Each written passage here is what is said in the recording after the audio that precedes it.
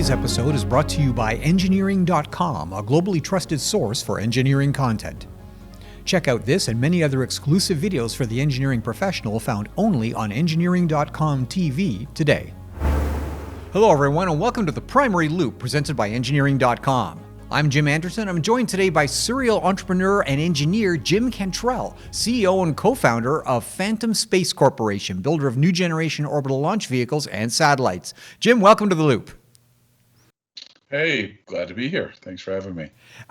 Jim, there's nothing sexier than orbital spaceflight. I mean, historically though, we're looking at an industry which was originally dominated by ICBM derived technology, and there's nothing more expensive, difficult to manage and handle and something that is derived from ICBM technology. We had everything from pressurized thin wall stainless steel gas bags to conventional aerospace monocoque structures, all kinds of variations in between, Carolox engines, solid motors, combinations of both. It's as if you created an industry and tried to make it as complex and expensive as possible, you couldn't do much better job than the way that orbital launch was originally construed. Tell me about Phantom Space. How's your approach different? At Phantom Space, we're trying to be the Henry Ford of space by applying mass production to the world of orbital rockets. So, as you point out, a lot of the ICBMs is where we started this technology, and honestly, it hasn't advanced a whole lot in its fundamentals. We're still using pump-fed blocks, kerosene engines. We have gone away from some like the hydrazine and nitrogen tetroxide toxic fuels. Those aren't used much in the West anymore, but by and large, they're made the same as they always have been. So I think, and Phantom is putting its bets on, that mass production will both increase the reliability of the vehicles, which right now 95% is considered a good reliability, and will also lower the price because of learning curve reductions in supply chain. So that's really where we're at. I mean, otherwise we have a very conventional aluminum vehicle. We're going to add over time some composite structures for lightweightedness, and the engines are built by a supplier who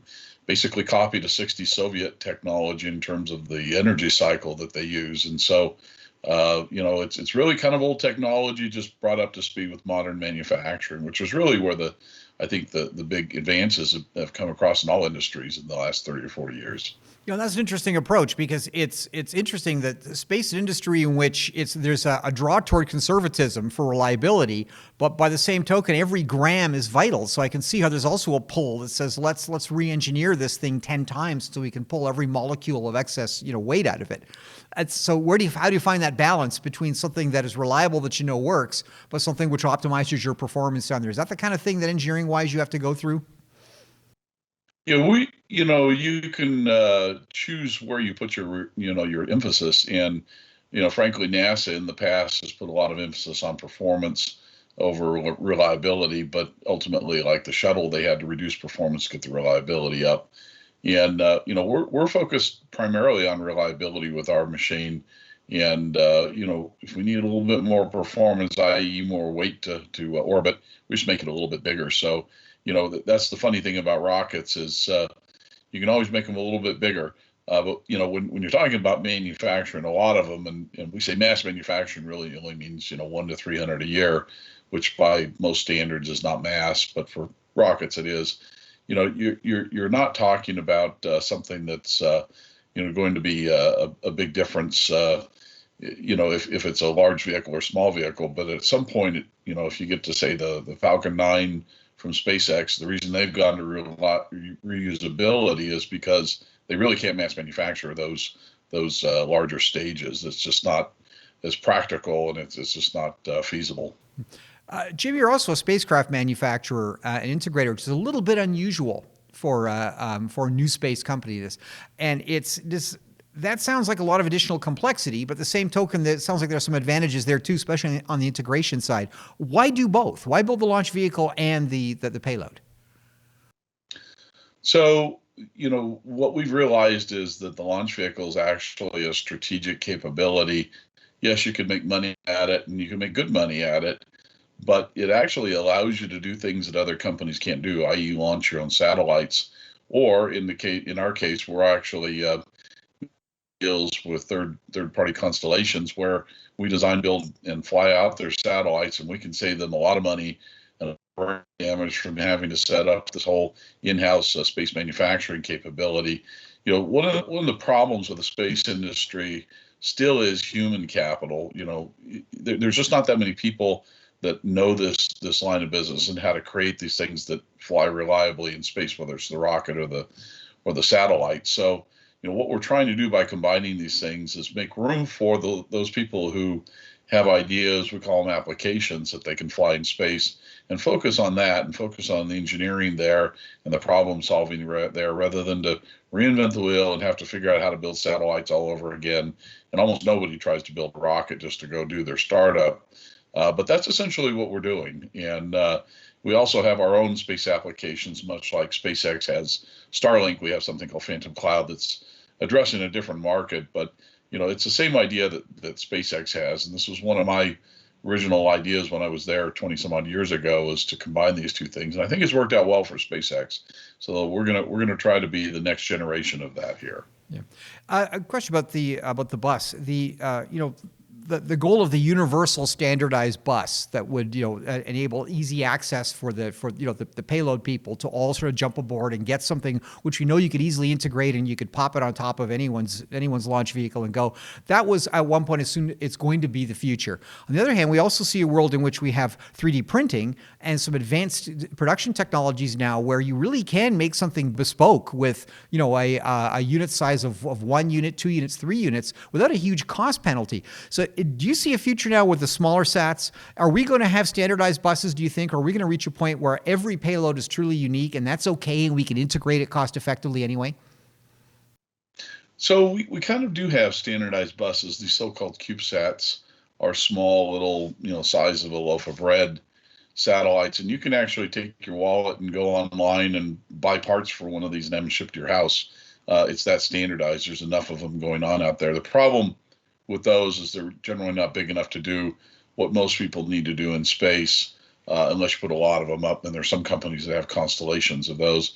So right at the moment, there's really not, I think, a case to be had for a universal satellite bus. But I will tell you that the basic designs fall into certain classes. So it's kind of like automobiles. And I've got an automotive background, so I always think about this. But you've got your compact car, you've got your family-sized car, and then you've got your truck or SUV, and that's really kind of how the satellites fall into that. So the core or the guts of the satellite are applicable to a whole class of applications, and that's what we're doing at Phantom. We have 3 different classes of applications, all the way from a radar satellite, which takes a lot of power and a lot of comm, and it's a big satellite, all the way down to a small communication satellite that's, in our case, a CubeSat, a small CubeSat. But you mentioned 3D printing, and I think, while that's a great technology, it allows you to do certain, non-machining operations and build forms that you can't easily machine, particularly when it comes to things like rocket engines, because there's a lot of internal passageways that it just makes it cheaper to build. That's been the big advance in rocket engines, is the adoption of 3D printing.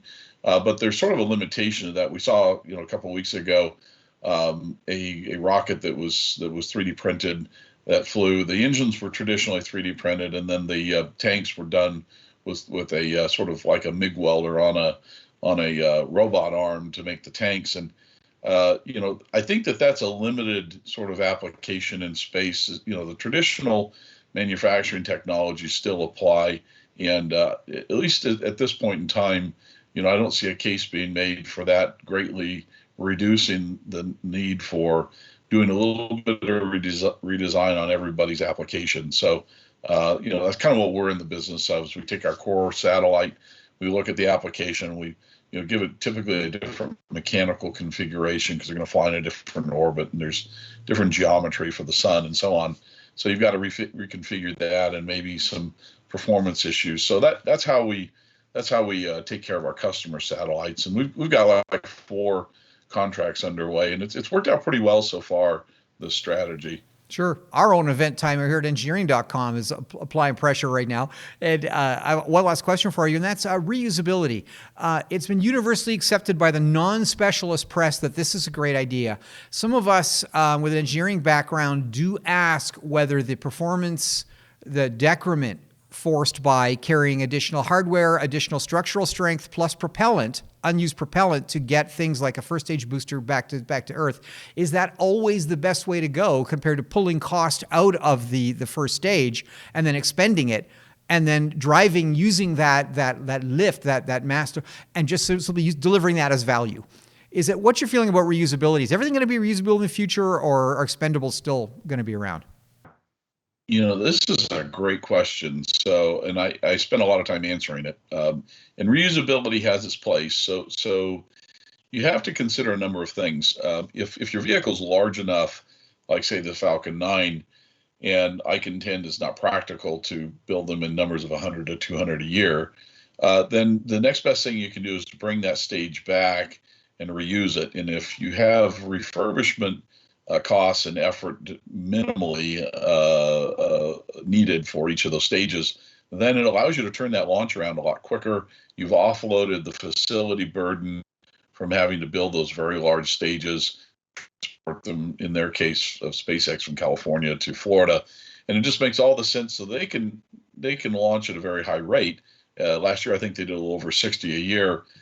And what that effectively does is takes that whole standing army cost, which I think SpaceX is 11,000 people. So you can do the calculation on how much that costs, but it's a lot of money. You amortize that over a much larger number of launches. Therefore, your core launch costs go down and the prices can come down.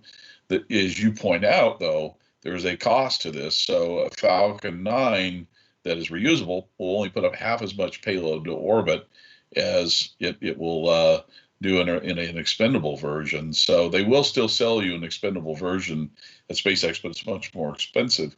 And so when you look at some of the other applications like smaller vehicles like Phantom, so where you have a case for reusability is really three things. One, we'll just call it environmental responsibility. If you're dumping hundreds of these in the ocean a year, there's a case for, hey, we don't really want to be polluting the oceans. There's a case for safety. These stages can hide just below the surface, running into ship traffic and creating a hazard there. But number three, I think the most important one, is there's a national security implication for leaving these first stage boosters out there. You mentioned ICBMs in the early part of the discussion. Well, it turns out what we're making is exactly sized to be an ICBM. So you could imagine that there might be somebody out there wanting to fish these things out of the ocean and either reverse engineering or in fact, possibly use them for rogue activity. So I think reusability, frankly, despite the performance penalty, is going to be with us into the future, because it's either going to be large vehicles, and in order for those to be profitable and compete, they'll have to be reusable, or they're going to have to be small vehicles that are launched in mass. And I think those three areas that I mentioned will drive eventually people to a reusable configuration. It's in our plan. We don't start there. We will offer, like SpaceX, a non-reusable or an expendable version, just to have the extra capacity to orbit for those applications that need it. So it's a really interesting play. I see the large reusable economics launch system being sort of competitive with the small mass manufactured, and reusability will play a factor in both of those. Incredible. Jim Cantrell, co-founder, CEO of Phantom Space Corporation. Thanks for joining me on The Primary Loop. My pleasure. Well, that's it for this episode of The Primary Loop, brought to you by engineering.com. For our deeper engineering series, visit engineering.com TV for exclusive shows like Manufacturing the Future, Designing the Future, and the Engineering Roundtable, not found here on our YouTube channel. The links are in the description below. Thanks for watching.